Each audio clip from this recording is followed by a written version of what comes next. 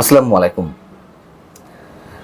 অন্তর্বর্তীকালীন সরকারের গত 7 মাস 7.5 মাস ধরে তাদের নানান ধরনের কর্মকাণ্ডে মানুষের কাছে এটুকু স্পষ্ট হচ্ছিল কিংবা নানান ধরনের গুরুতর অভিযোগ উঠছিল। ৭১-এর ইতিহাসকে মুছে দিতে সরকারের সব ধরনের আয়োজন চলছিল। ডক্টর মোহাম্মদ ইউনূস রিসেট বাটনের যে কথা উচ্চারণ করেছিলেন তা নিয়ে নানান ধরনের গবেষণা চলেছে, বিশ্লেষণ চলেছে। এখন আর কোনো ধরনের ইঙ্গিত বা বিশ্লেষণের প্রয়োজন নেই। খোদ সরকারের উপদেষ্টারা সরাসরি বলছেন তাদের কাছে ৭১-এর চেয়ে সম্ভবত ২৪-এর চেতনায় বড়। ২৪-এর চেতনার সাথে যেগুলো যায় তারা সেগুলোই করতে চায়। ২৪-এর চেতনার সঙ্গে ৭১ যদি সাংঘর্ষিক হয়ে থাকে তারা সেই সংঘর্ষের মধ্যে যেতে চায় না, এমনটা স্পষ্ট হয়ে উঠছে তাদের বক্তব্যে, বিশেষ করে সরকারের ৪ উপদেষ্টা। বিষয়টি হচ্ছে যে সোহরাওয়ার্দী উদ্যানে, রাজধানীর সোহরাওয়ার্দী উদ্যানে পাকিস্তানি বাহিনী আত্মসমর্পণের ভাস্কর্য নির্মাণের যে কার্যক্রম ছিল আওয়ামী লীগ সরকার নিয়েছিল সেটি বাতিল করা হয়েছে। পাকিস্তানি সেনারা মিত্র বাহিনীর কাছে আত্মসমর্পণ করছে, এই কার্যক্রম বাতিল করার কি কারণ থাকতে পারে?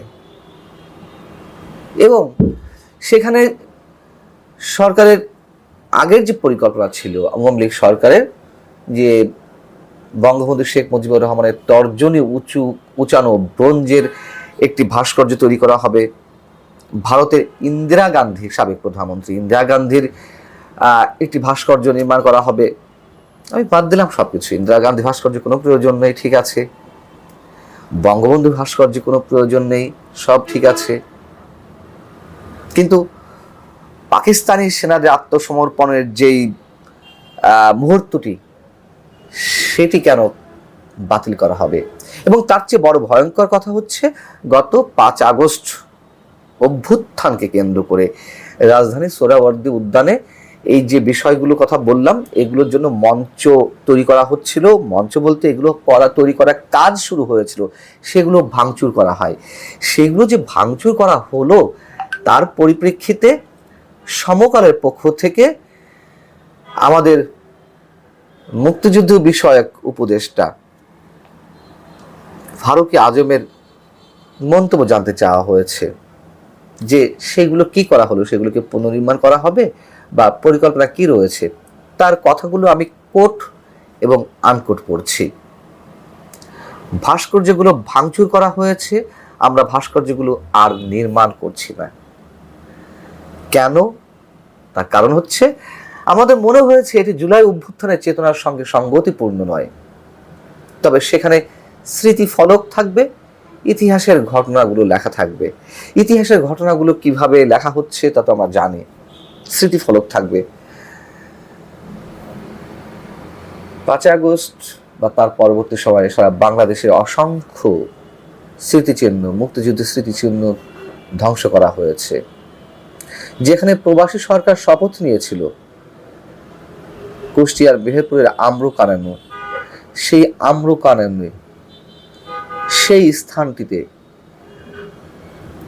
প্রবাসী সরকার শপথের যে ভাস্কর্যগুলো ছিল, রাজধানী ঢাকার সোহরাওয়ার্দী উদ্যানে পাকিস্তানি সেনাবাহিনীর আত্মসমর্পণের যে মুহূর্তটি সেখানে তুলে ধরার একটা প্রকল্প ছিল, সেই জিনিসটি মেহেরপুরের আম্রকাননে করা ছিল, নির্মিত হয়েছিল, সেটিও ধ্বংস করা হয়েছে। এগুলো কিছুই আর পুনর্নির্মাণ করা হয়নি। পুনর্নির্মাণের কোনো প্রয়োজন নেই বর্তমান সরকারের কাছে। যেখানে এইগুলো সংরক্ষণের কোনো উদ্যোগ নেই, সেখানে গণভবনে ২৪-এর চেতনা ধরে রাখতে ২৪-এর জাদুঘর নির্মাণের উদ্যোগ নেওয়া হয়। এই যে ফারুকী আজম তিনি বললেন যে যে ভাস্কর্যগুলো ভাঙচুর করা হয়েছে সেগুলো আর পুনর্নির্মাণ করা হবে না, এগুলো জুলাই গণঅভ্যুত্থানের চেতনার সঙ্গে সঙ্গতিপূর্ণ নয়। কোনটি সঙ্গতিপূর্ণ নয়? ভাস্কর্য বিষয়টি জুলাই আন্দোলনের সঙ্গে সঙ্গতিপূর্ণ নয়, নাকি ৭১-এর ইতিহাস জুলাই আন্দোলনের সঙ্গে সঙ্গতিপূর্ণ নয়, নাকি বঙ্গবন্ধু বা এই যে পাকিস্তানি সেনাদের আত্মসমর্পণের দৃশ্য এদের এই চিত্রগুলো সঙ্গতিপূর্ণ নয়? সম্ভবত হুমায়ুন আজাদ একটা কথা বলে গিয়েছিলেন যে রাজাকার সে চিরদিনের জন্যই রাজাকার থাকে, আর যিনি মুক্তিযোদ্ধা তিনি পরবর্তীতে মুক্তিযোদ্ধা নাও থাকতে পারেন। জনাব ফারুকী আজম একজন মুক্তিযোদ্ধা, একজন বীর প্রতীক।